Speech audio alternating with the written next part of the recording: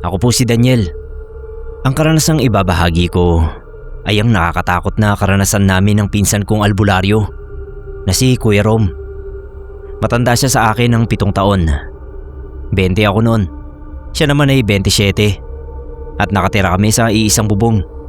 Dahil bata pa ako ay kinupkup na ako ng mga magulang niya. Si tatay kasi patay na at si nanay naman ay matagal nang nasa ibang bansa. Nagpapadala na lang kila tito ng panggastos ko noong minor de edad pa ako.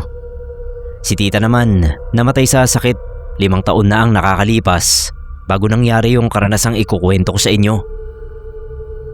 Albularyo ang tito kong si Tio Renzo. Mula nang magkadiferensya ang paa niya dahil sa aksidente sa tricycle na minamaneho niya noon, ay si Kuya Rom na ang pinapadalo niya sa mga meeting ng grupong kinaaaniban niya bilang isang albularyo. Ang tawag nila sa grupong yon ay Unitas. Si Kuya Rom naman hindi makalakad mag-isa. Lagi siyang nagpapasama sa akin. Kasi nung una ayaw niya. Wala siyang interes sa mga gawain ng albularyo. Kundi lang talaga na aksidente si Tito at hirap ng maglakad ay hindi siya pupunta. Mabuti na lang lagi akong available nung panahon na yon para samahan siya kasi wala pa akong trabaho. Minamalas pa sa pag-a-apply dahil high school lang ang natapos ko. Yung mga na-applyan ko, puro kailangan ay nakatuntong man lang ng college kahit undergrad. Nung unang beses na umattend kami ng meeting ay bugnot na bugnot si Kuya Rom. Mas gusto pa raw niya na magtrabaho sa sagingan kesa dumalo sa walang kwentang pagpupulong na yon. Kaso hindi naman siya pwedeng tumanggi sa tatay niya. Takot si Kuya Rom kay Tio Renzo. Ako rin naman. Ang pagpupulong ay ginanap sa isang lumang bahay na pag-aari ni Apo Amid. Pagdating doon ay winelcome nila si Kuya Rom pero hindi ako. Hindi raw ako pwedeng makinig sa pulong dahil hindi naman nila ako kasapi. Maliban kung magiging miyembro nila ako. Si Kuya Rom na kasi ang tumatayong representative ng tatay niya. Kaya tinanggap nila. Ako, ayoko talaga. Okay lang sa akin na samahan ko si Kuya. Kahit hanggang doon lang ako sa labas.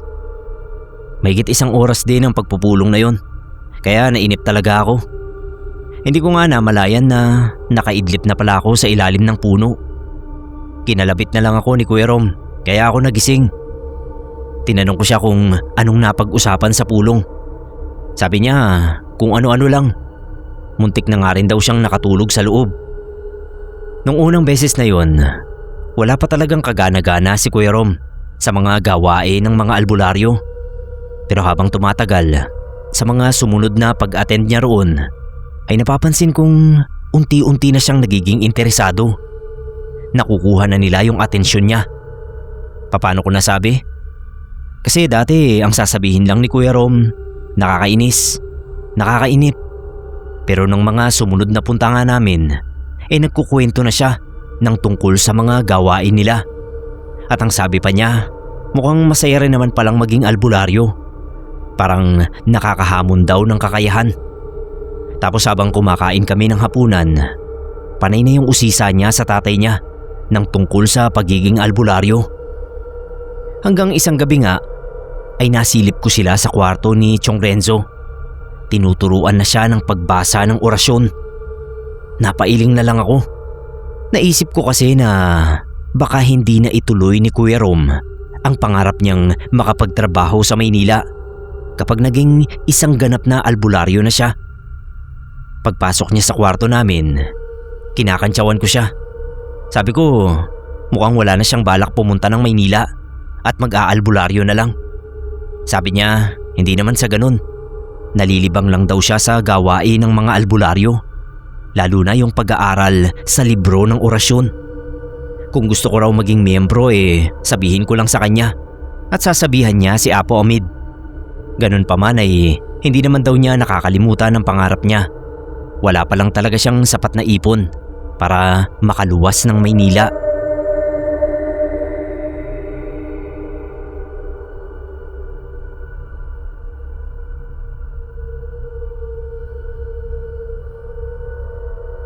Nagpatuloy ang interes ni Kuya Rom sa pagiging albularyo. Isang beses, hindi ko siya nasamahan kasi natapat ang pagpupulong nila sa pagtatrabaho ko sa sagingan. Trabaho yun na ine-extrahan ko kasi hindi naman yun palagi. Pag uwi ko, tuwang-tuwa na binalita sa akin ni Kuya Rom na magsisimula na yung pagpapractice niya sa susunod na linggo upang maging isang ganap na albularyo. Yung practice na sinasabi ay mga pagsubok yun sa kakayahan nila bago ka basbasan ng pinuno. Pero hindi ko na maidedetalye sa inyo yon kasi sila lang mga miyembro ang nakakaalam nun. Kung may naikwento man sa akin si Kuya Rom ay hindi rin naman buong detalye. Basta ang sigurado ko ay kung gaano siya ka-excited na mabasbasan para matawag na lehitimong albularyo. Ayon sa kanya, 6 na buwan ang itatagal ng pagpapraktis para sa iba't ibang estado ng gawain ng mga albularyo. Kumbaga, may pagdadaan ng mga proseso talaga. Isang hapon habang nagkakape ako sa terrace namin, ay nilapitan ako ni Kuya Rom. Sabi niya, may nakilala raw siyang babae. Bagong lipat lang sa baryo namin. Tinanong ko siya kung sino ba yun at paano niya nakilala. Ang ganda ng ngiti niya. May kilig habang nagkukwento si Kuya. Maganda raw yung babae. Nakita niyang naglalakad sa kawayanan. Yung kawayanan po sa amin ay bahagi na rin ng gubat na naghanay ang mga puno ng kawayan, kaya tinawag na kawayanan. Ang dami raw bitbit, isang basket ng gulay, tapos bilao. May backpack pa sa likod, kaya tinulungan na niya. At nang usisaing nga raw niya, ay nalaman niyang bagong salta sa baryo namin. Sa tagal kong nakatira kina Kuya Rom, unang beses pa lang yun na nagkwento siya sa akin tungkol sa babae. Akala ko nga walang balak magjowa kasi 27 na siya, wala pang nagugustuhan at hindi ko pa nabalitaang nanligaw man lang. Pero ayun nga, at mukhang sobrang interesado siya doon sa babaeng Cynthia raw ang pangalan. Mahaba ang buhok at napakakintab. Balingkinita ng katawan. Mahaba yung pilik mata. Kung i-describe niya sa akin, parang gusto ko nang isipin na Diyosa ang nakilala niya. Hindi ordinaryong tao. Parang naging interesado na rin tuloy ako na makilala si Cynthia. Pero wala naman akong intensyon na iba, kundi makilala lang ang tanging babae na binigyang pansin ng Kuya Rom ko. Sabi naman niya, makikilala ko rin. Siya ang bahala. Isang hapon nga ay inaya ako ni Kuya na puntahan si Cynthia. Nalaman na raw niya kasi ang bahay.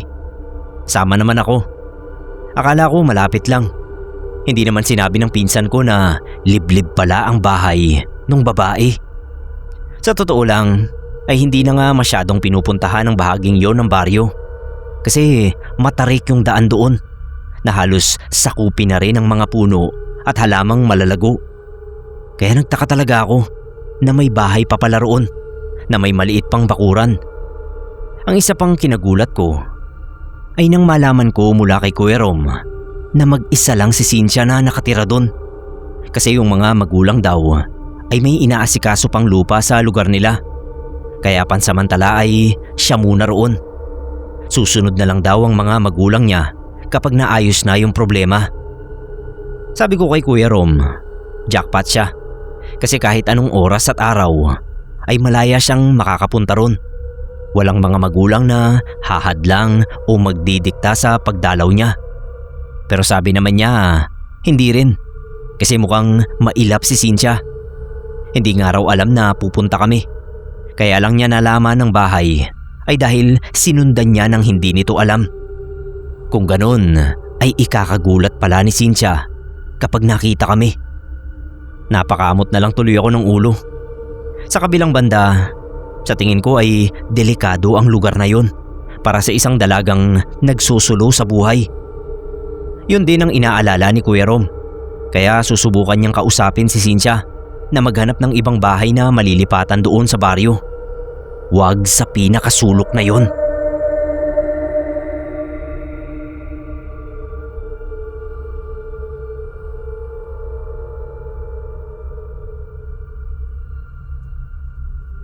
Nung marating namin ang bahay, bigla akong nakaramdam ng awa.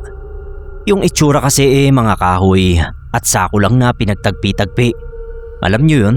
Yung para lang may masilungan. Nakita ko rin yung awa sa mukha ni Kuya Rom. Pero sabi niya baka may dahilan kaya ganoon at kung bakit sila napadpad doon. Hindi kami mayaman pero balak niyang ibigay ang tulong na makakayanan namin para kay Cynthia. Pagdating namin sa harap ng pinto ay nagpatao po kami. Nagulat pa kami nang biglang may magsalita sa likuran. Sabay kaming lumingon. Ang tanong ay ano raw ang ginagawa namin doon? Isang babae na totoo nga na maganda kahit walang makeup ni pulbos. Halata pa yung pawis at konting dumi sa mukha na parabang galing sa pangangahoy kasi meron siyang mga bitbit na kahoy. Nilapitan agad ni Kuya Rom. Kinuha yung mga dala at saka kami nagmagandang hapon. Palubog na rin yata yung araw nun.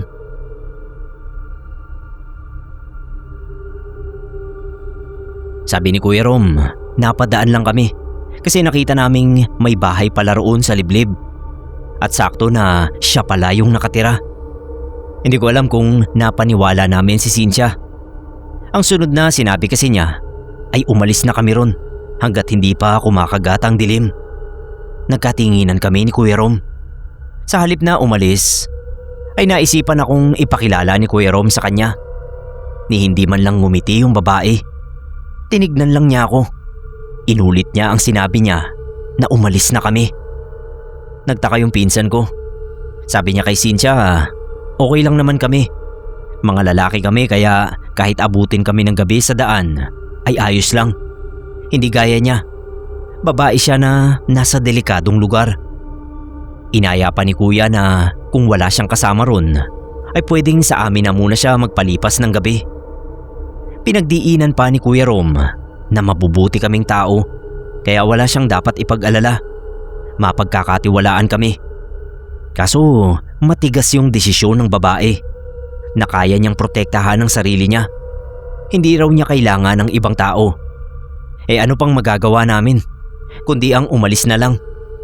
Pero bago kami umalis ay nagsabi si Kuya Rom na babalik na lang kami bukas.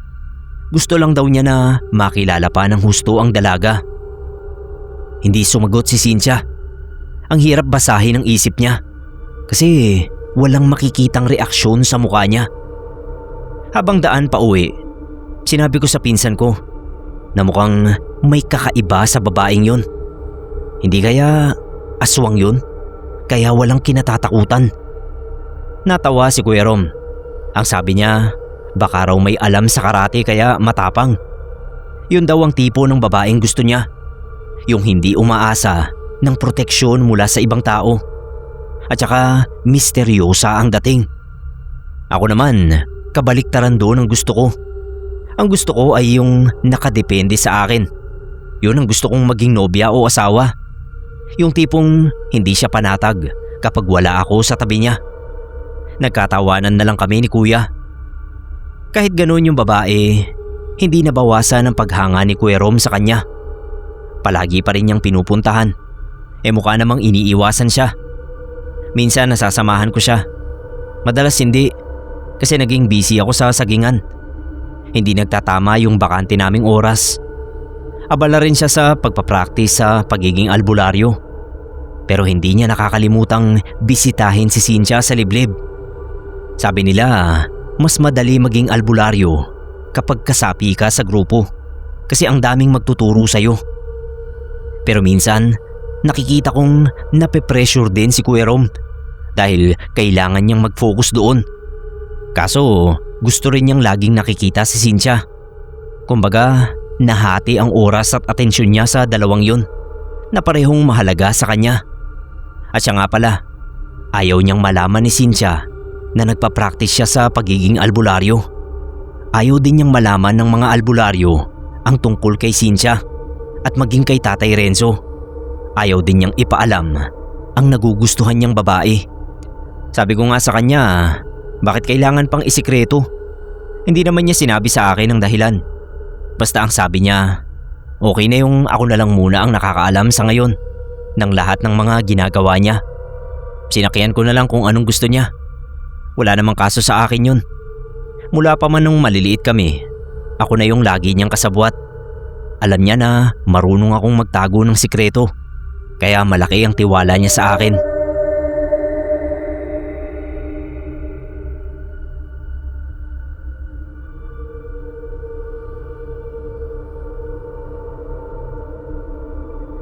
Palagi kong nakikitang masigla si Kuya Rom.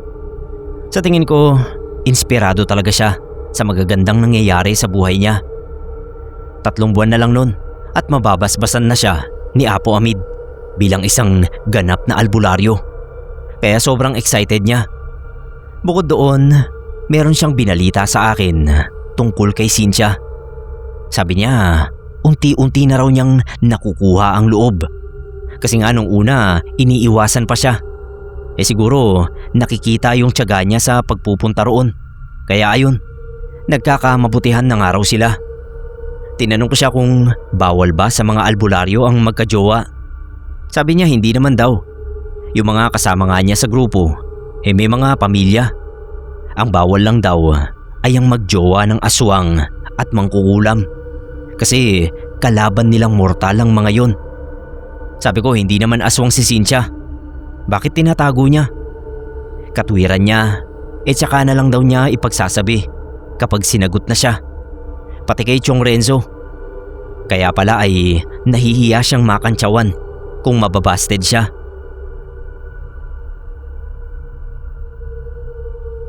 Kahit nahihiwagaan ako kay Cynthia, ay hindi ako kumontra.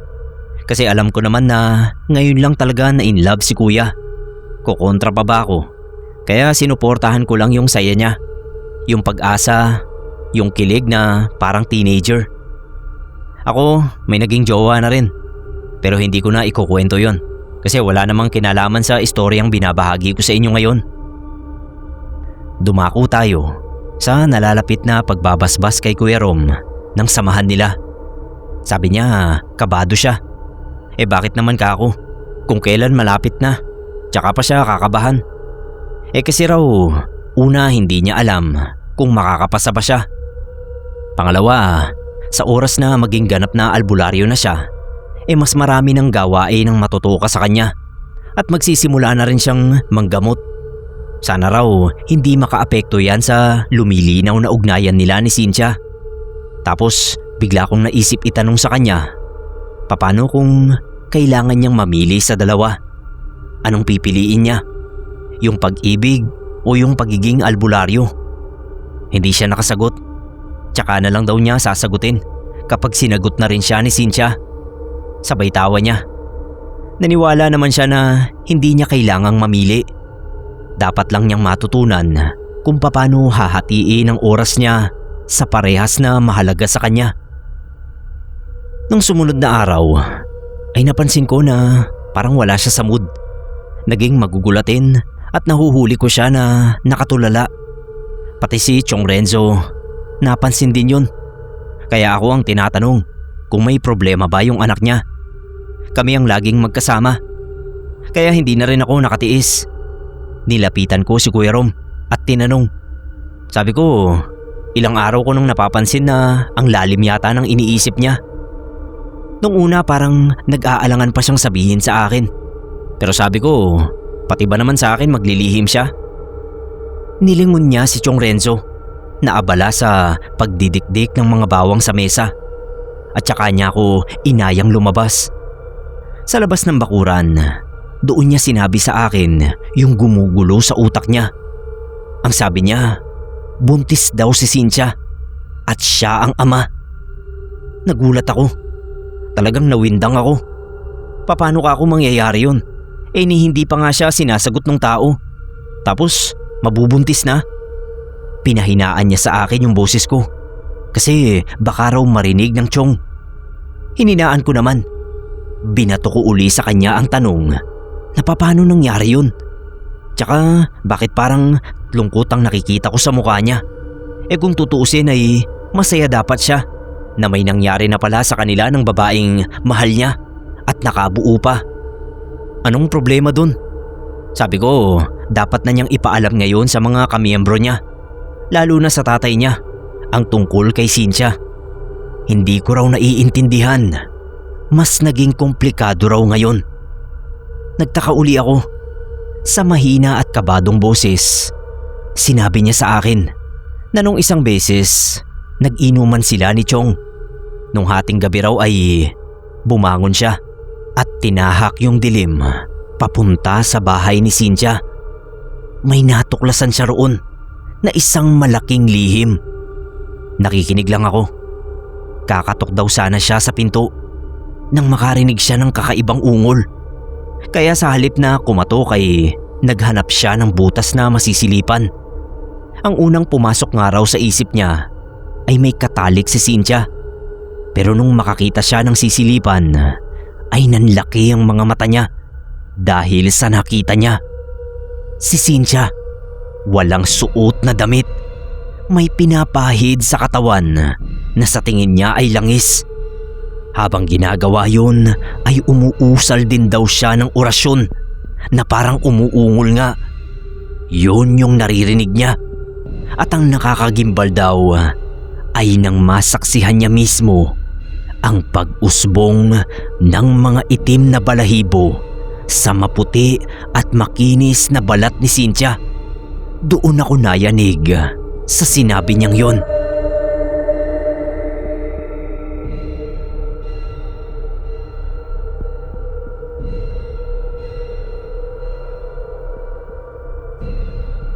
Hindi ko alam kung anong magiging reaksyon ko. Tinuloy ni Kuya Rom ang pagkukwento niya. Natuptop niya raw ang sariling bibig dahil gustong-gusto na niyang sumigaw sa takot. Pero alam niyang hindi pwede.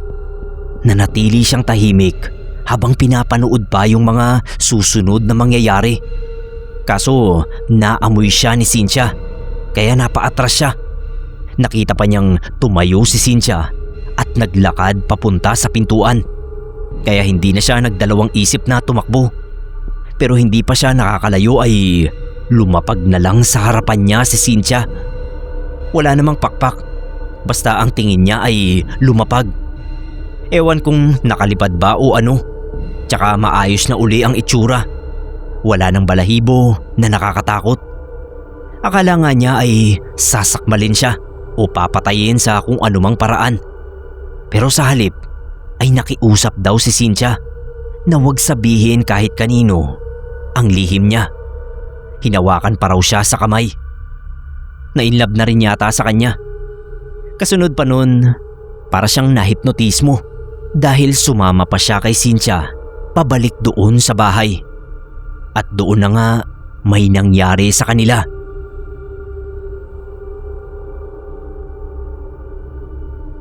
Sinikap daw niyang itago yon, alang-alang sa pakiusap ni Cynthia.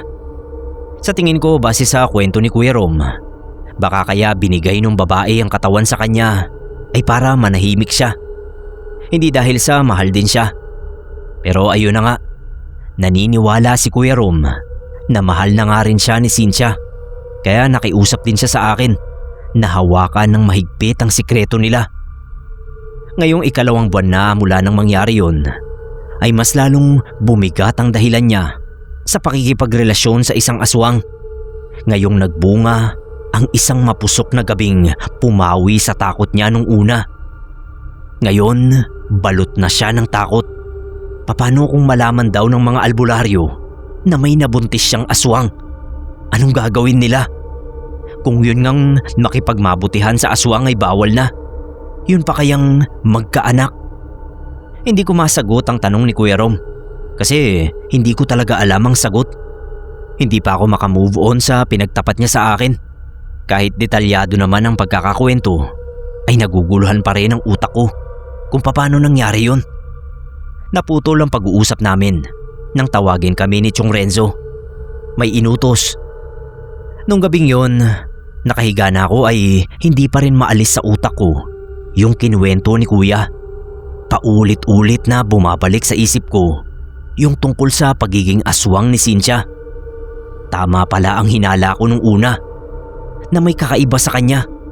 At yung biro ko kay Kuya Rom na baka aswang ang babaeng yun ay totoo pala. Hindi talaga ako makapaniwala. Ini-imagine ko kung ano yung nakita ni kuya na itsura ng aswang at nagawa pa talaga niyang makipagtalik doon ha. Hindi ko maintindihan. Siguro nga nahipnotis mo siya. Nakatulog akong walang laman ng isip kundi yung pinagtapat na yon ng pinsan ko at iniisip ko rin kung ano na ang susunod na mangyayari sa sitwasyon nila dahil hindi ko naman siya pwedeng pabayaan. Kinabukasan paggising ko ay nakita kong sabay na nagkakape sina Chong at Kuya Rom. Inaya na nila ako. Habang nagtitimpla ako ng sarili kong kape ay pinakikiramdaman ko silang dalawa. Mukhang wala pang alam si Chong. Ang pinag-uusapan nilang mag-ama ay tungkol sa pagiging isang albularyo. Excited din si Chong na mabasbasan na ni Apo Amid ang anak niya at maging kagaya niya. Nakakapanggamot pa naman siya. Hindi na nga lang nakakaalis ng bahay para puntahan pa yung pasyente dahil nga sa mga paa niya na may diferensya na. Kaya ang mga pasyente na lang niya ang nagpupunta sa bahay namin. Maski naman ako ay excited din. Kaso sa natuklasan kong nangyari kay kuya, naghahalo na yung kaba at takot ko sa mga posibleng mangyari. Siguradong maaapektuhan ang pagiging albularyo niya.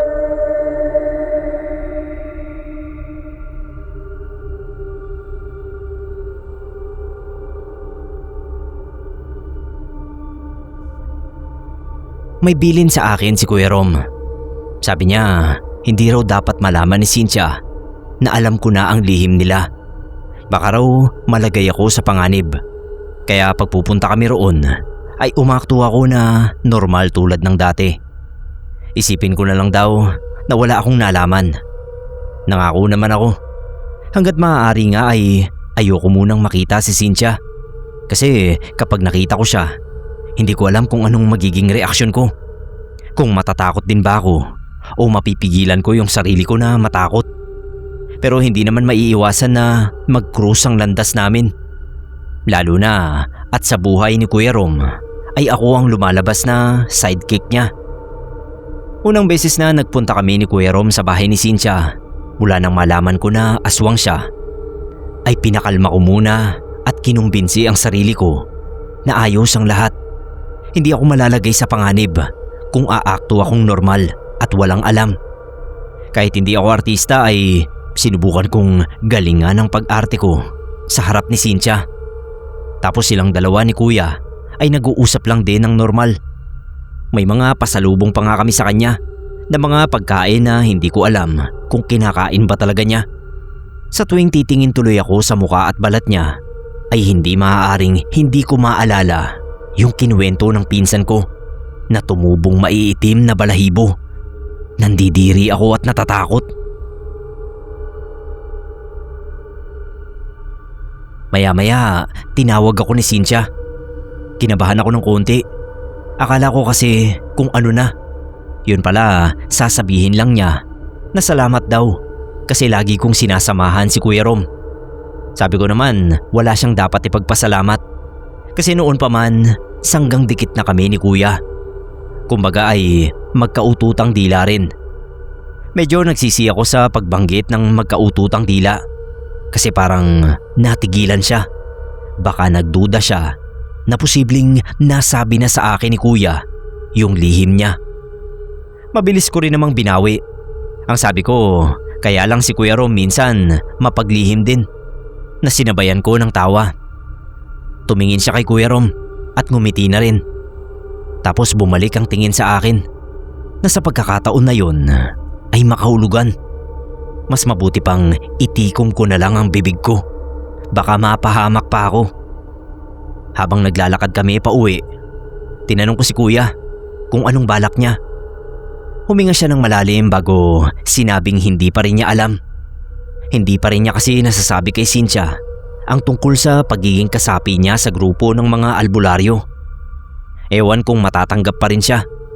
Napapailing na lang ako sa sinabi ni Kuya. Si Cynthia nga kako, tinanggap niya kahit aswang. Dapat tanggapin din siya kahit na albularyo siya at magkalaban ng lahi nila. Ganun ang tunay na nagmamahalan. Tsaka wala naman silang mapagpipilian Dahil magkakaanak na sila. Paano ang baby? Anong plano nila ron? Isang malalim na buntong hininga ang sinagot sa akin ni Kuya. Siguro wala pa talaga siyang solusyon sa problema niya, kaya ganon. Patulog na kami nang kalabitin ako ni Kuya. Sa halos pabulong na boses ay sinabi niya na desidido na siya. Ano ka kung desidido na? Na hindi na niya sasabihin ang lahat tungkol kay Cynthia at sa magiging anak nila. Gusto pa rin niya na mabasbasan at maging ganap na albularyo. Hanggat maaari ay ililihim na lang niya. Paano kung hindi pumayag si Cynthia? Tanong ko sa kanya. Sa tingin daw niya ay wala namang magiging problema doon dahil nagtatago naman talaga sa tao si Cynthia. Kapag lumabas na yung anak nila ay pupuntahan na lang niya ng madalas doon sa liblib gaya ng ginagawa niya ngayon. Hindi ako nakaimik. Napayuko na lang ako. Hindi kasi ako kumbinsido na magiging epektibo ang ganoong paraan. Maliban kung sobrang galing nilang magtago. Sana lang talaga ay hindi matuklasan ng mga albularyo ang sikreto ni Kuya, lalo na ni Chong Renzo.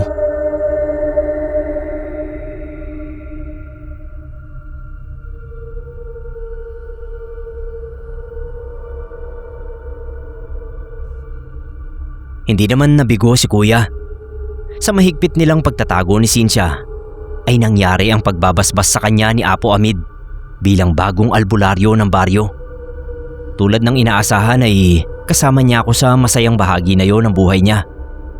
Nakita ko kung gaano siya kasaya nung sinabit na ni Apo Amid sa liig niya yung kwintas na may pendant na medalyon na siyang palatandaan na isa na siyang ganap na albularyo. Kung masaya si Kuya, mas masaya si Chong Renzo pag uwi namin sa bahay at makita yon sa liig niya. Kaso hindi pala niya dapat yon ipakita kay Cynthia.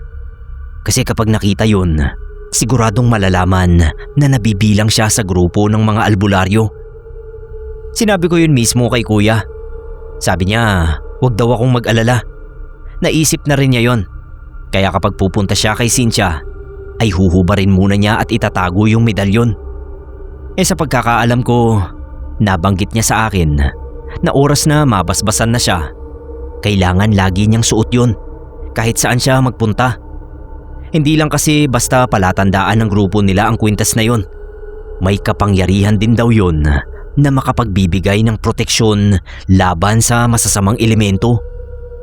Ngayong albularyo na siya, naaamoy na siya ng mga nilalang ng dilim bilang kaaway. Paano kaya kung maamoy siya ni Cynthia? Napaisip din si Kuya sa sinabi ko. Pero sabi naman niya, bahala na siya. Baka naman daw maaamoy lang siya bilang kaaway kapag suot niya yung kwintas.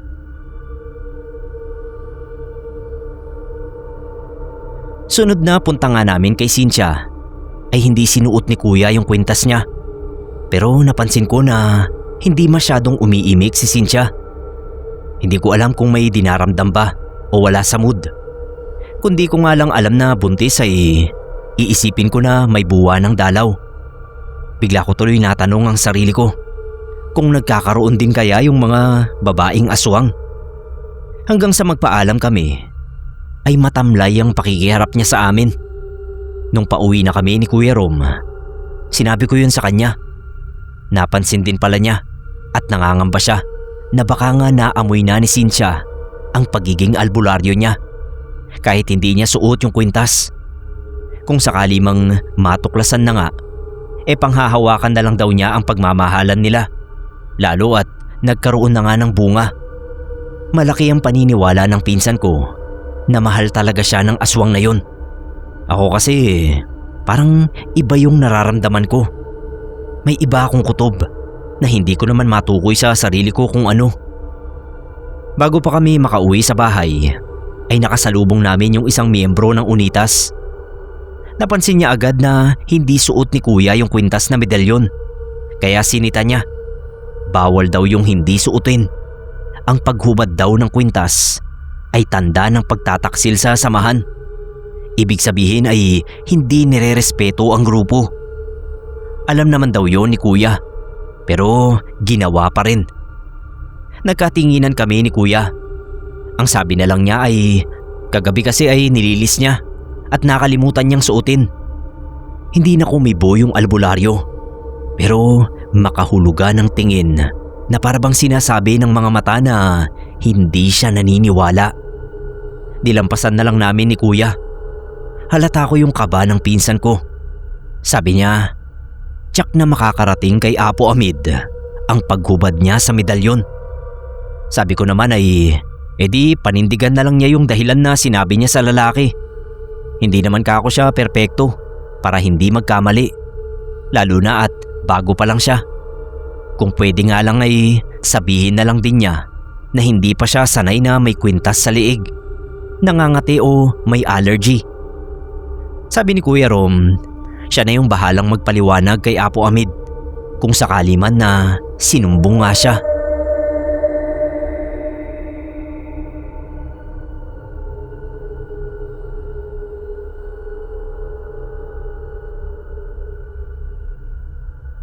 Isang gabing maalinsangan, hindi ako makatulog. Lalo na at nakarinig ako ng alulong ng mga aso. Naalala ko agad si Cynthia. Ginising ko si Kuya Rom. Sabi ko, bakit kaya nag-aalulungan yung mga aso? Hindi kaya mambibiktima na yung jowa niya? Pinagtanggol niya agad si Cynthia. Hindi raw yun ganoong klase ng aswang.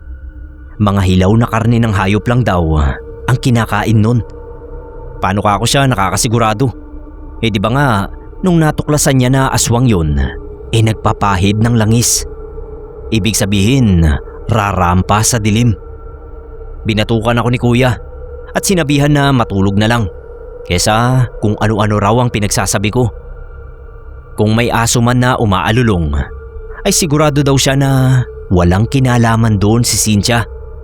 Baka may ibang aswang sa paligid. Hindi na ako nakipagtalo.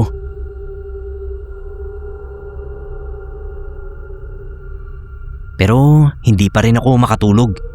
Kaya naisipan kong bumangon. Uminom ako ng tubig. Tapos naupo pa ako sa mesa at nagbasa ng comics. 90s yun, kaya may comics pa. Hindi pa man ako natatagalan sa pag-upo, ay narinig ko na naman yung nakakapanindig na balahibong alulungan ng mga aso. Hindi lang isa para silang nagsasabayang bigkas. Tumingin ako sa bintana. Hindi ko alam kung anong nag-uudyok sa akin na sumilip doon. Tumayo ako. Dahan-dahang lumapit sa bintana. Dahan-dahan din ang pagbukas ko nun. Ditukod pa nga ang bintana namin. Nung panahon na yon, sa lugar namin na sakop ng mga puno at malalagong halaman, kapag ganoong gabi na, maswerte nang makapasok ang sinag ng buwan sa bakuran. Kung bukas ang bintana namin at pintuan, kahit papano may liwanag. At mula nga sa konting liwanag na yon, ay naaninag ko ang isang bulto ng babae na parang si Cynthia. Nakatayo sa harapan mismo ng bakuran namin at parang ang sa akin pa nakatingin. Tititigan ko sana, kaso bigla rin namang nawala sa paningin ko. Hindi ko tuloy alam kung namalikmata lang ba ako o ano. Pero hindi May nakita talaga ako.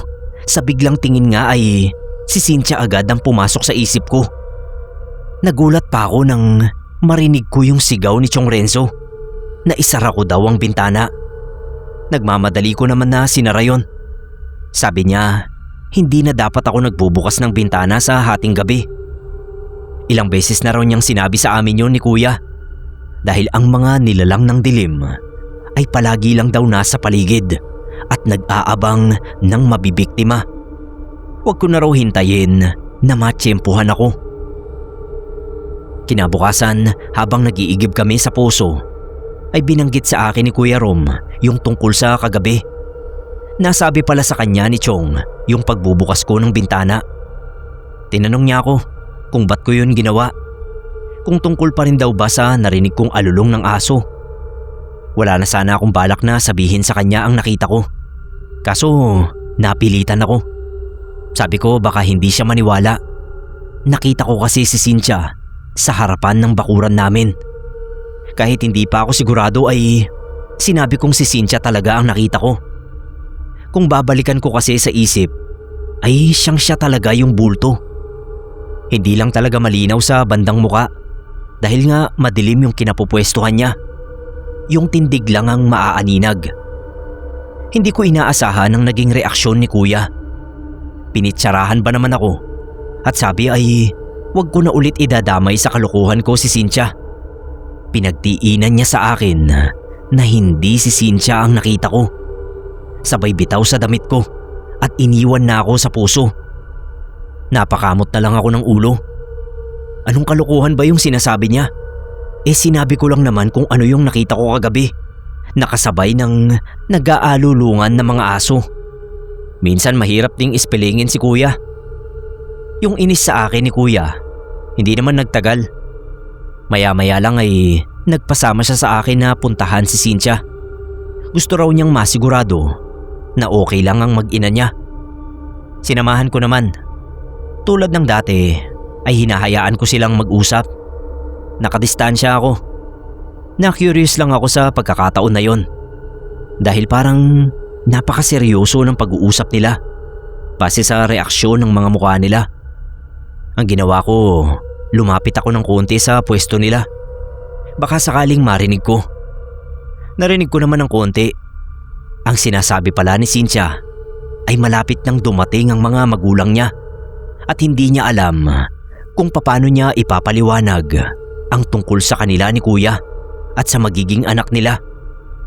Sabi ni kuya, handa naman siyang humarap sa mga magulang ni Cynthia. Tapos biglang nagtanong si Cynthia kung paano ang tatay ni Kuya Rom. Doon ako kinabahan. Tatay lang ang tinanong niya. Ibig sabihin, parang may alam na siya sa buhay ni kuya. Alam niyang wala ng nanay ang pinsan ko. Minsang nabanggit sa akin ni Kuya Rom na hindi siya nagkukwento kay Cynthia ng tungkol sa kanya. Kaya paano niya malalaman na tatay na lang ang meron siya? Hindi kaya dahil sa magkakaanak na nga sila, kaya nag-iimbestiga na si Cynthia sa katauhan ni Kuya Rom. Kung totoo ang hinala ko, posibleng alam na rin niya na albularyo si Chong Renzo at baka kasunod na noon ay malalaman na rin niya na albularyo si Kuya Rom.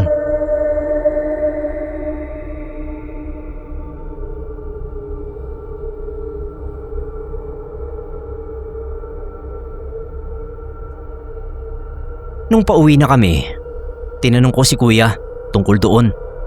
Kinumpirma niya sa akin na hindi niya yun nababanggit kay Cynthia.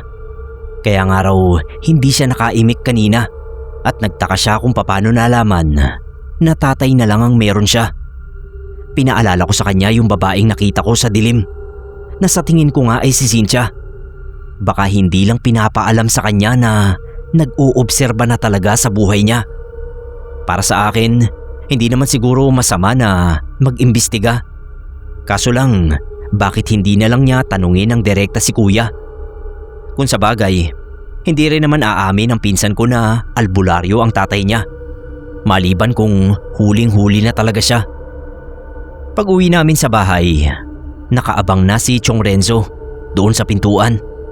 Yung tingin niya sa amin, parang may kakaiba. Parang may kasalanan kaming nagawa. Kaya nagkatinginan kami ni Kuya Rom.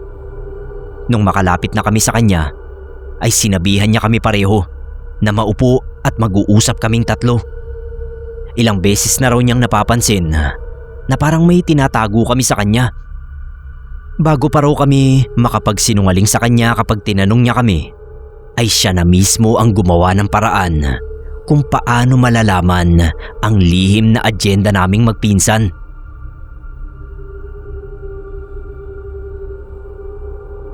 Hindi man babarang si Chong Renzo, pero may alaga siyang insekto na inutusan daw niya para sundan kami. Ang insekto ding yun ang ginagamit niya sa pagmamanman sa mga kalaban niyang mangkukulam, mga aswang at mambabarang mismo na tagapag-alaga naman ng mga kalabang insekto. Kabado na ako. Tama ang hinala ko na may alam na siya. Nagulat kami nang biglang magmura si Chong. At saka niya sinabi kung ano ang inihatid na balita sa kanya ng insekto. Hindi na hinintay pa ni Kuya Rom na sa bibig ng tiyong manggaling ang tungkol kay Cynthia. Siya na mismo ang umamin. Pero pinanindigan niya na mahal niya si Cynthia at ang magiging anak nila. Nasapo ni Chong Renzo ang sariling ulo. Napaupo siya na parang lumong-lumo sa nangyari. Hindi muna kumibo si Kuya Rom. Hinihintay siguro ang sasabihin ng tatay niya. Ako rin walang imik. Hindi ko naman kasi alam kung papanong dedepensahan ang pinsan ko na para sa akin ay mali rin. At alam kong may mali rin ako. Kinukonsinti ko eh. Galit na galit si Chong. Hindi raw nag-iisip si Kuya. Kaming dalawa. Hindi raw namin alam kung ano ang kahahantungan ng pakikipag-ugnayan namin sa isang aswang. Lalo na at isa ng ganap na albularyo si Kuya. Wala sanang problema kung ordinaryong babae ang binuntis ni Kuya. Kaso isang aswang na alam naman niyang kalaban nila. Katwiran ng pinsan ko, hindi niya pinili si Cynthia para mahalin niya. Kusa lang niyang naramdaman. Nang balingan ako ni Chong at tinanong kung bakit ko kinonsinti ang pinsan ko sa mali, ang nasabi ko lang ay nakiusap si Kuya. Ayoko namang mapagalitan siya o mapahamak dahil sa akin. Ayokong maging traidor sa kanya dahil mabuti ang samahan namin bilang magpinsan. Kaya ko raw ba samahan si Kuya Rom hanggang sa gitna ng panganib? Tumango na lang ako. Hindi na ako kumibo. Dahil baka lalo pang makasama ang sasabihin ko. Kahit nung nakahiga na ako at handa nang matulog, ay narinig kong nag-uusap na naman ang mag-ama. Halata sa boses ni Chong yung labis na pag-aalala sa posibleng kahinatnan ng sitwasyon ng anak niya at magiging apo niya. Hindi matapos-tapos ang diskusyon. Narinig ko kasi na gusto ni Chong Renzo na hiwalayan ni Kuya Rom si Cynthia at hayaan na ang magiging anak doon dahil anak naman ng aswang yon. Pero nilalaban ng pinsan ko ang mag-ina niya. Kahit anong mangyari daw ay magpapatuloy ang pagdalaw-dalaw niya roon at walang makakapigil sa kanya. Pinaalala naman ni Chong na hindi kailanman tatanggapin ng unitas ang pamilyang binuo ni Kuya. Kaya ngayon pa lang ay pinagdedesisyon na siya habang hindi pa natutuklasan ng mga albularyo ang tungkol sa aswang na si Cynthia.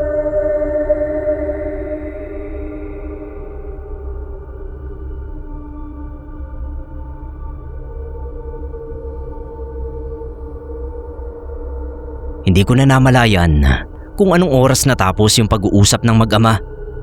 Namalayan ko na lang na nasa higaan na namin si Kuya. Mukhang hindi siya nakatulog. Nung magising ako, nakita ko siyang nakatingala lang sa kisame. Tinanong ko siya kung natulog ba siya. Oo raw, pero konting oras lang. Hindi ko na tinanong ang dahilan. Alam ko naman kung anong gumugulo sa isip niya. Ang gusto ko na lang malaman kung may naiisip na ba siyang solusyon. Pero sabi niya, wala pa. Nagpatawag ng meeting noon yung samahan ng mga albularyo. Nagpasama uli sa akin si Kuya. Dating gawi, nasa labas lang ako. Matyagang naghihintay sa paglabas ng pinsan ko. Maya-maya ay lumabas siya. Tinawag ako at pinapasok sa loob. Ang sunod na ginawa niya ay tinuro ako na siyang karelasyon ni Cynthia. Nabigla talaga ako. Tapos giniit niya na hindi namin alam na aswang ang babaeng yon. Pinagpawisan ako ng malapot sa ginawa ni Kuya. Pakiramdam ko ay tinulak niya ako sa bangin. Humingi siya ng tawad kay Apo Amid na hindi raw niya agad naamoy ang pagiging aswang ng kasintahan ko. Siguro ay dahil hindi pa siya kasing husay nila na albularyo.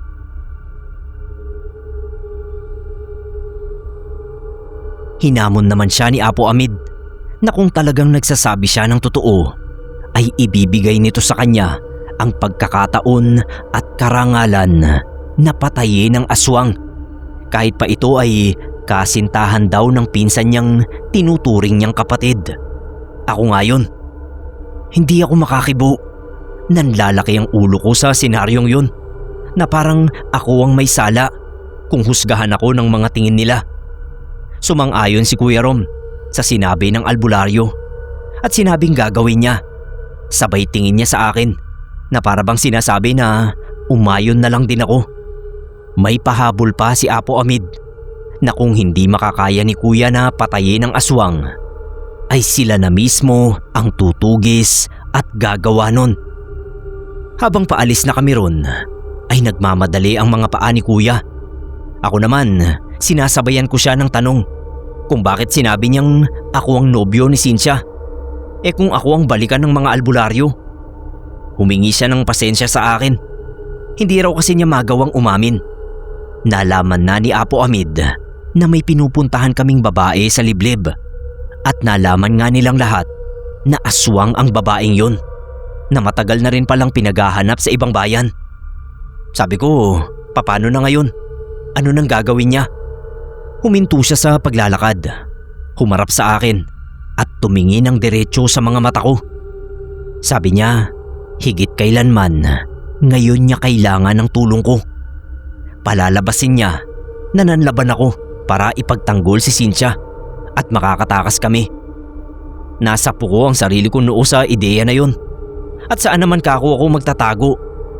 Ang sunod na sinabi niya ang nagpagimbal talaga sa akin.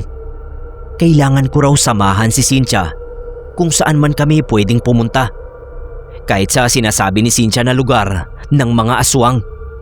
Kailangan ko raw tiyakin na magiging maayos ang kalagayan ng magiging anak nila. Sabi ko kay Kuya, ayoko. Gusto ba niya akong malapa ng mga aswang? Isa pa, kaya naman ni Cynthia na protektahan ang sarili niya. Bakit kailangan ko pang samahan? Giniit ni Kuya Rom na mas magiging panatag siya kung alam niyang kasama ako ni Cynthia. Kakausapin niya si Cynthia para bigyan ako ng proteksyon laban sa mga kalahi nito. Pati siya, bibigyan din niya ako ng proteksyon na pangontra sa mga aswang. Isa pang dahilan ay para malaman din niya kung saan kami maglalagay. Sasabihin niya kung saan at kailan kami magkikita ulit. Pansamantala lang daw ang pagtatago namin habang nag-iisip pa siya ng ibang paraan. Sa ngayon daw kasi ay yun lang ang naiisip niya. Ayaw niyang masira ang pagiging albularyo niya. Pinoprotektahan din niya ang sarili. Kaya ako yung tinulak niya sa hindi magandang senaryo na yun. Kumbaga, nililigtas niya muna ang sarili niya habang kami ni Cynthia ay nakabitin pa ang sitwasyon. Lalo na ako. Kung ano ang magiging kapalaran ko kasama ang isang aswang na hindi ko pa lubusang pinagkakatiwalaan.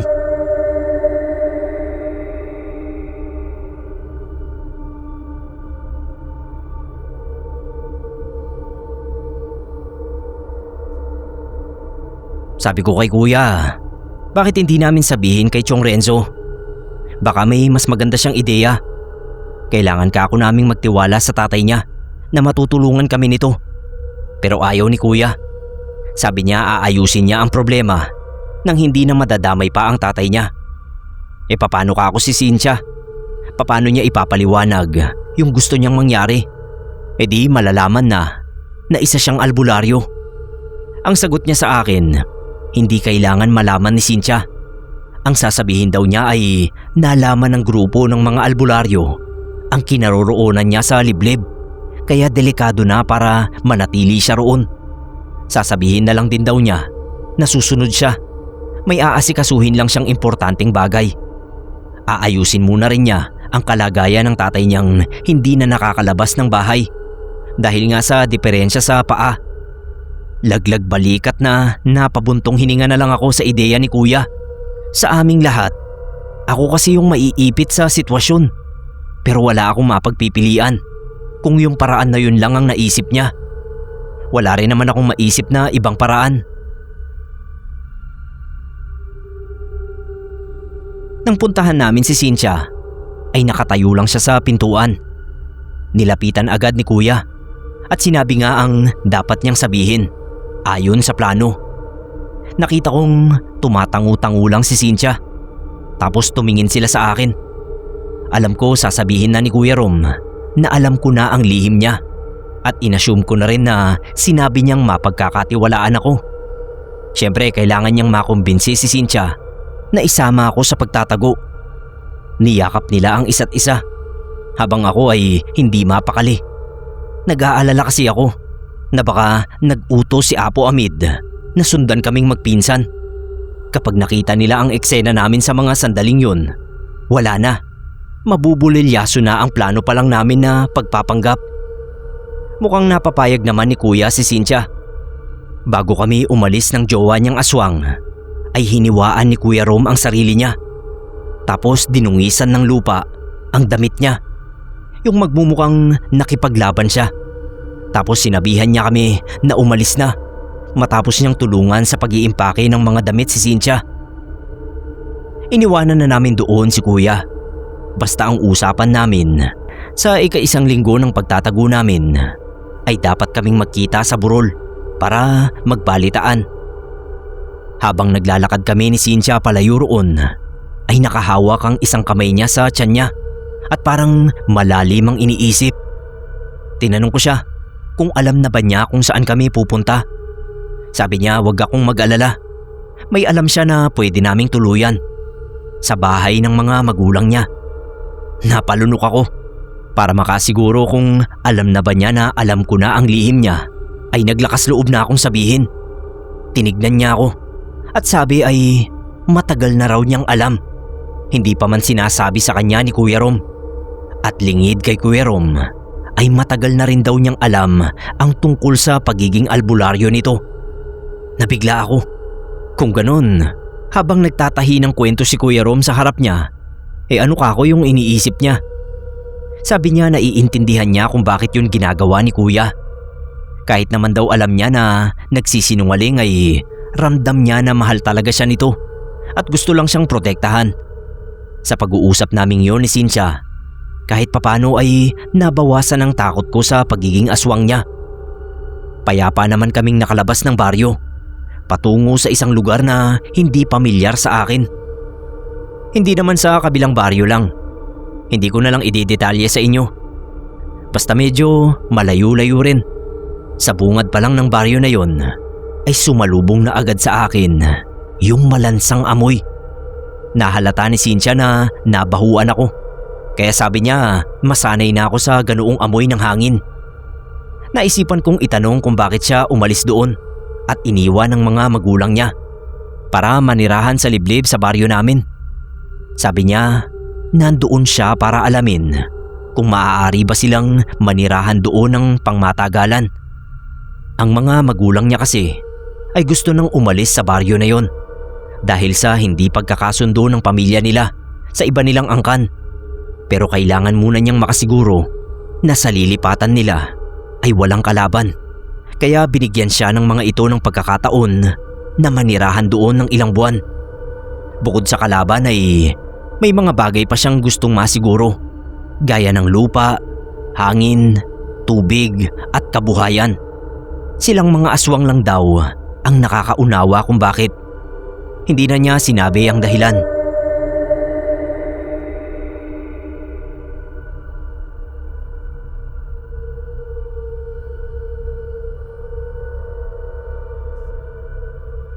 Nang marating namin ang bahay nila Cynthia, ay masama agad ang tingin sa akin ng mga magulang niya. Ang nanay niya, kulot ang buhok na mahaba, parang mangkukulam. Ang tatay naman niya ay konti na lang ang buhok sa ulo, payat at sobrang itim ng ibaba ng mata. Itsurang mga aswang talaga sila, bukod kay Cynthia na sadyang maganda. Hindi nga nila kamukha. Hindi pa naman halata ang tiyan niya na buntis, pero naamoy yata agad nila.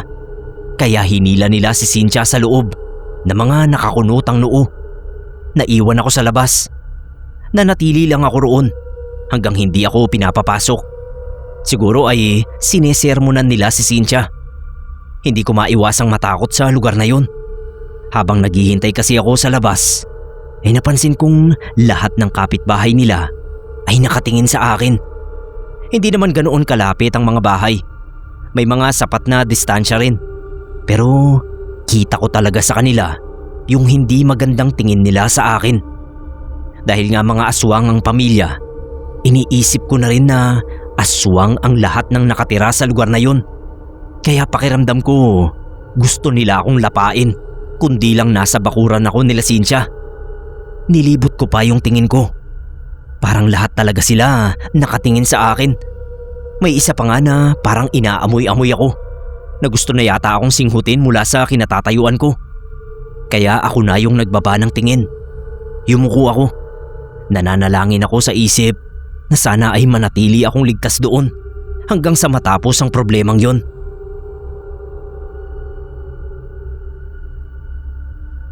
Maya-maya ay lumabas si Cynthia mula sa loob ng bahay nila. Tinawag niya ako. Pinapapasok ako sa loob. Hindi pa ako agad gumalaw. Sabi niya, huwag akong matakot. Ligtas ako sa bakuran nila. Dahan-dahan lang ang hakbang ko papasok sa bahay nila.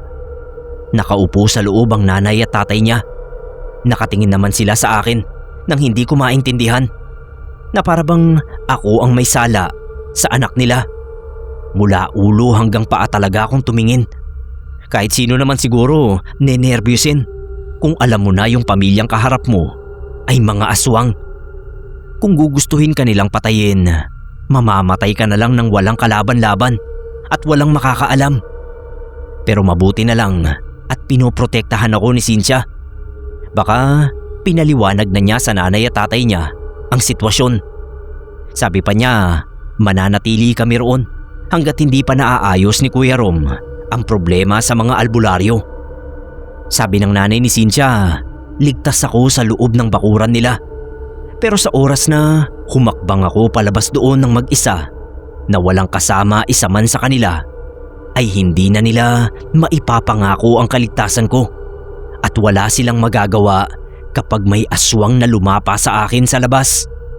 Dahil yun ang patakaran nila. Bisita mo, protektahan mo. Kung hindi mo kayang protektahan ay alam mo na ang kahihinatnan.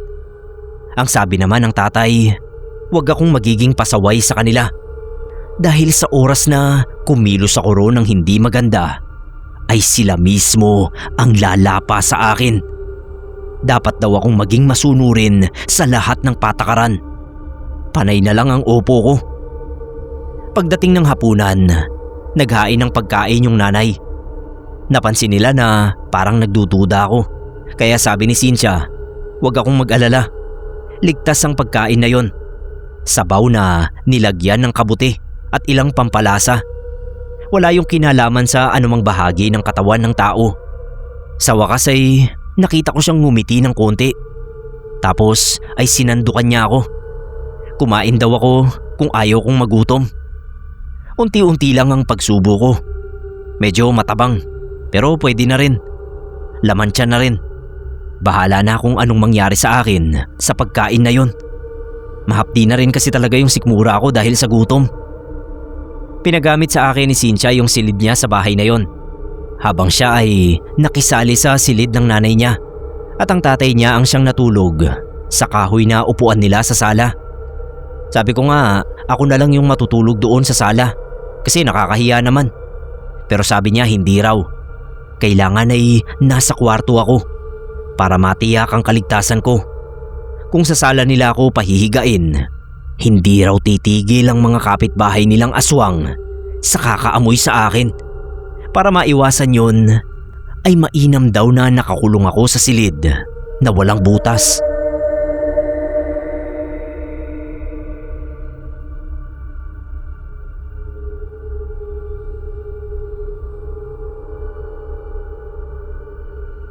Kung titignan sa kabuuan, yung bahay nila parang bahay lang din naman nating mga normal na tao. Ang naiiba lang ay yung kakaibang lansa ng amoy. Magmula pa lang sa pagpasok ko sa baryo ay gano'n na kalansa ang ihip ng hangin. Hanggang sa loob ng bahay nila gano'n din. Tinitiis ko lang. Nakahiga na ako pero hindi ako makatulog. Alumpihit ako. Paano ba naman ako makakatulog? Kasama ko sa loob ng bahay, mga aswang. Tapos nakapaligid sa labas, mga aswang din. Sa palaran na lang talaga ang kaligtasan ko. Bahala na si Lord sa akin. Sinisisi ko pa nga noon si Kuya Rom. Bakit kailangan pa akong pasamahin kay Cynthia? Pero kasalanan ko rin naman. Sumama ako eh. 1 linggo pa akong magtitiis sa lugar na yon. bago kami magkita ni kuya sa burol. Sana ligtas siya at si Chong Renzo. Naisip ko kasi kung mabubuko ang pinsan ko, tsak na idadamay nila si Chong at malamang pati din ako ay hahantingin. Napabuntong hininga na lang ako sa sitwasyon ko. Para talaga akong sinisilihan. Hindi ako mapakali.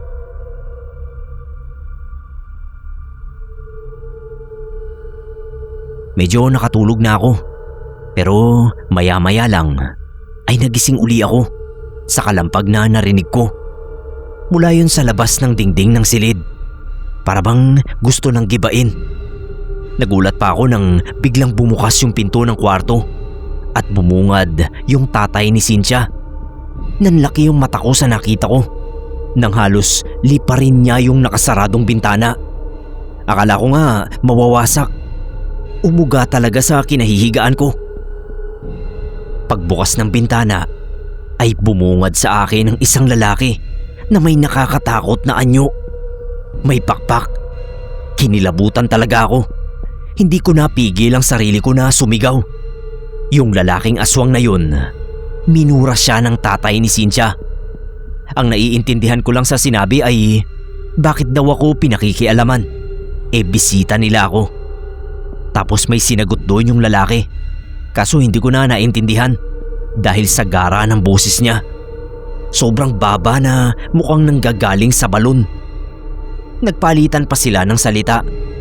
Ibang lengguwahe na ang gamit nila. Kaya mas lalong hindi ko naintindihan. Kasunod nun ay nagtalo na sila. Naglaban. Nagising na noon sina Cynthia at nanay niya. Pero hindi sila nakialam sa laban. Sabi ko bakit hindi nila tulungan yung tatay niya. Hindi raw pwede. Nasa batas nilang mga aswang na ang isa ay laban lang sa isang aswang. Ang pagtutulungan ay depende kung malakas na uri ng aswang ang kalaban. Gaya ng mga gabunan na hindi kayang labanan ng isang ordinaryong aswang lang. Kinabahan ako sa laban na yon nang makita kong duguan na ang tatay ni Cynthia. Habang silang mag-ina ay kalmado lang na nakatingin. Gustong gusto ko na sanang tumulong. Tinanong ko pa si Cynthia kung may asin sila para sabuyan ko na lang yung kalaban. Sabay silang tumingin sa akin ng masama. Silang mag-ina. Nakalimutan ko kasi na mga aswang din nga pala sila. Kaya imposibleng may asin sa bahay nila. Kaya nagsorry ako. Sa huli ay tumakbo rin yung kalaban nilang aswang. Nakakamangha na yung mga natamong sugat ng tatay ni Cynthia ay siya mismo ang gumamot sa sarili niya. At saglit lang ay napaglaho agad ang marka ng mga sugat na yun. Parang magic. Pero sabi ni Cynthia, hindi yun magic. Isa lang yun sa kakayahan nilang mga aswang. Madali silang makapagpahilom ng mga sugat na mababaw. Pero kung malalim ay matagal din. Kung ganoon, mababaw lang naman pala ang mga tinamong sugat ng tatay niya. Humingi rin ako ng pasensya kasi dahil sa akin kaya nangyari yun. Ayon sa tatay niya, ganun talaga ang aswang na yun. Makulit at pasaway. Mahilig makialam sa hindi dapat pakialaman. Kaya ilang bisita na sa baryong yon ang napahamak. Kung ganun, maswerte pa pala ako.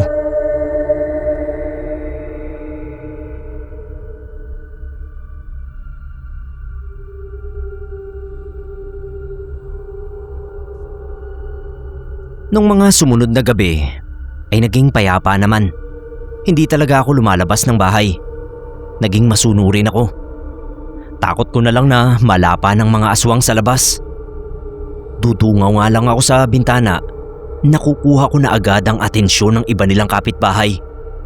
Tiyak, daig ko pa ang artista na pagkakaguluhan. Oras na humakbang ako palabas ng bakuran. Sa wakas naman ay nalampasan ko ang 7 araw sa baryo ng mga aswang. Maliit na baryo lang yon, pero grabe talaga. Walang segundo na hindi ako nakaramdam ng takot. Kasama ko rin si Cynthia sa paglabas doon. Pero sa buka na lang niya ako hinatid. Sabi niya, hihintayin niya ang pagbabalik ko roon para malaman ang balita kay kuya. Tumango ako at nangako sa kanya na babalik ako.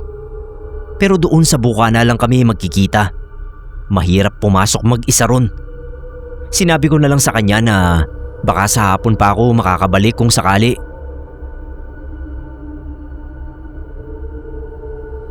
Pagdating sa burol, nagtaka ako kasi wala roon si Kuya Rom.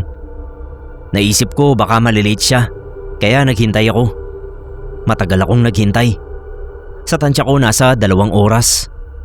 Kinabahan na ako. Baka may nangyari na sa kanyang masama. Palaging tumutupad ang pinsan kong yon sa usapan. Hindi pa siya sumira ni minsan. Lalo ngayon na importanteng magkita kami.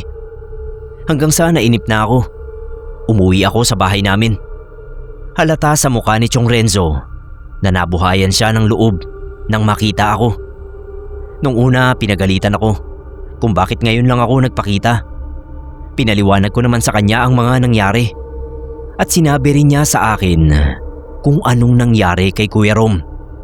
Nung araw pala na nagtago kami ni Cynthia ay yun din mismong araw na hindi na umuwi si Kuya Rom. Ibig sabihin ay nawawala siya at 1 linggo na siyang nawawala. Hindi nga makalakad kaya nag-utos si Chong sa ibang tao na hanapin si Kuya Rom. Ang kaso ay walang nakakita. May duda si Chong na nasa kamay ng mga albularyo ang anak niya.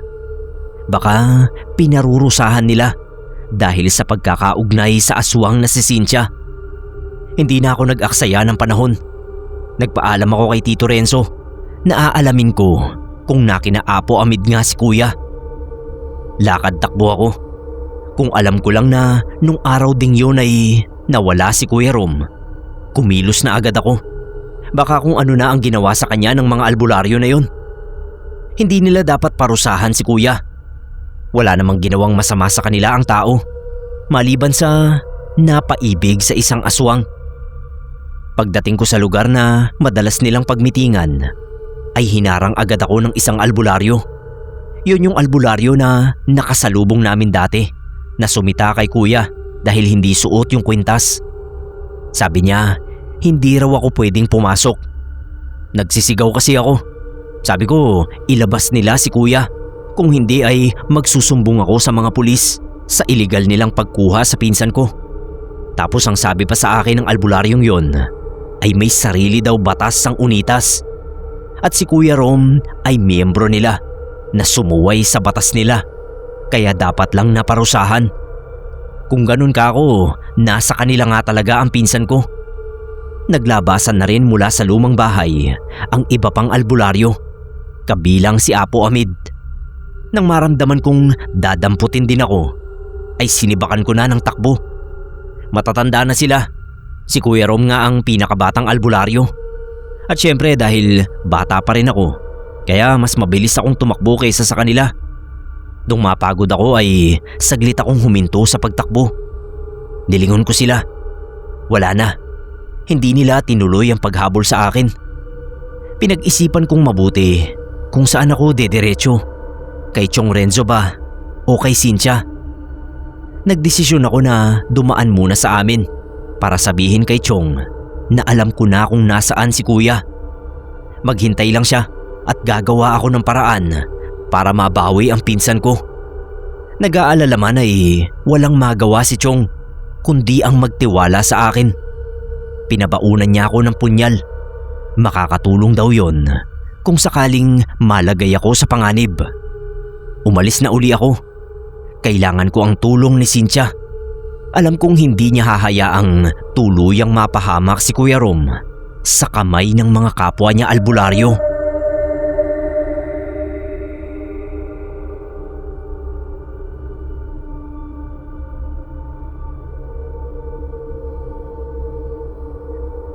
Ang usapan namin ni Cynthia ay hapon pa ako babalik, pero napaaga nga ako dahil sa nalaman ko. Kaya tulad ng inaasahan ko ay wala siya sa bukana. Hindi naman pwedeng maghintay ako roon hanggang hapon. Total naman ay may dala na akong punyal, kaya kahit papano ay meron na rin akong lakas ng loob. Papasukin ko na ang baryo ng mga aswang. Kailangan ko na talagang makausap si Cynthia. Hinawakan ko ng mahigpit ang punyal, tsaka matapang akong naglakad papasok. Malikot ang mga mata ko, kaya nalingunan ko agad na may lalaking humahabol na pala sa akin. Napamura ako at pinili ko munang tumakbo ng mabilis kesa labanan siya.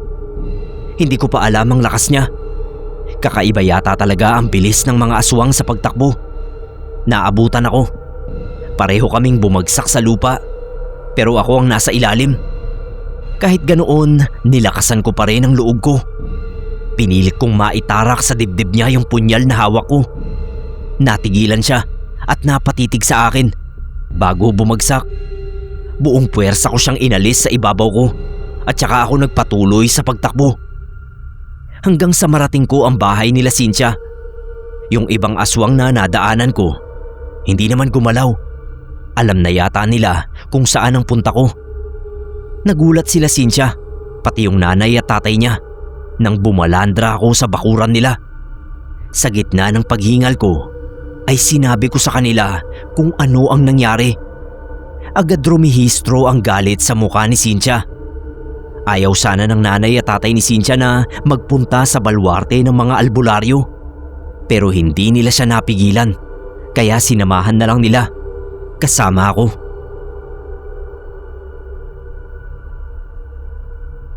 Gabi kami nagpunta. Sabi ng nanay ni Cynthia, posible na inaasahan na ng mga albularyo ang pagdating namin. Matatalino ang mga yon, kaya alam na nila ang sunod kong hakbang matapos kong malaman na nasa kamay nila ang pinsan ko. Ang sabi ni Cynthia, dapat kaming magdoble ingat. Hindi na dapat ako nagulat sa kakayahan nila na magsauwak, pero nagulat pa rin ako. Silang mag-asawa ay lumipad sa bubungan habang kami ni Cynthia ay umikot sa magkabilang gilid. Ako ang unang nakakita sa kinaroroonan ni Kuya. Nagulat ako at sobrang naawa sa kanya nang makita ko yung kalagayan niya. Nakagapos siya ng makapal na lubid doon sa upuan. Nakahubad pang itaas at puno ng latay ang likod. Kita ko kasi sa bandang likuran niya ako nakasilip. Mukhang nilatigo siya ng mga albularyo. Wala naman siyang bantay doon. Nasa sala yata lahat ng mga albularyo. Pumasok doon yung dalawang uwak at pinagtulungan nilang kalagin ang tali ni Kuya Rom. Kaso biglang bumukas ang pinto. Si Apo Amid mismo ang bumungad. Alam niya na aswang ang mga uwak. Alam niyo na siguro agad kung ano ang sunod na nangyari. Siyempre naglaban sila. Nasaan yung tao na uli ang nanay at tatay ni Cynthia? Hindi na ako nag-aksaya ng panahon nun. Sumabay ako kay Cynthia sa pagpasok sa loob ng lumang bahay at inaasahan na namin na merong haharang sa amin. Nakipaglaban din kami. Wala kaming mapagpipilian. Hindi rin maiwasan na masugatan. Doon ko lang nalaman na kakaiba rin pala talaga ang lakas ng mga albularyo. Aminado akong dehado ang mga aswang. Sinabihan ako ni Cynthia na wag nang makipaglaban. Si Kuya Rom ang intindihin ko na mailabas doon. Ganon nga yung ginawa ko. Nang mailabas ko na si Kuya at maisakay ng tricycle, ay nagsitakas na rin ang mga aswang. Pasalamat kami at nagkasugatan lang sa panig ng mga albularyo at namin. Wala naman akong nakitang namatay. Sa bahay namin kami umuwi. Sina Cynthia ay sa bahay nila. Agad ginamot ni Chong Renzo si Kuya Rom. Dahil sa nangyari ay tinapon nila Chong Renzo at Kuya ang mga kwintas nila na katibayan ng pagiging kasapi nila sa unitas. Bagamat naiintindihan daw nila ang batas ng mga albularyo, ay hindi yun dapat humantong sa lubusang pagpapahirap na halos ikamatay ng miyembro nila. Sapat na raw siguro ang maparusahan, hindi ang magdulot ng trauma sa isang baguhang albularyo gaya ni Kuya. Hindi naman nakahadlang ang hindi magandang karanasan na yun para ipagpatuloy ni Kuya Rom ang pagiging albularyo. Wala na nga lang siya sa grupong kinaaaniban. Nagpatuloy din ang relasyon nila ni Cynthia, pero hindi na nakabalik si Cynthia sa lugar namin dahil hindi siya nilubayan ng mga albularyo. Kaya nagdesisyon sila ni Kuya na lumipat ng tirahan kasama kami ni Chong Renzo. Ang nanay at tatay naman ni Cynthia ay nangupahan malapit sa tinitirahan namin dahil matagal na rin nilang gustong umalis sa baryo ng mga aswang. Isa lang ang naging anak nila Kuya Rom at Ate Cynthia at hindi na nasundan hanggang sa ngayon.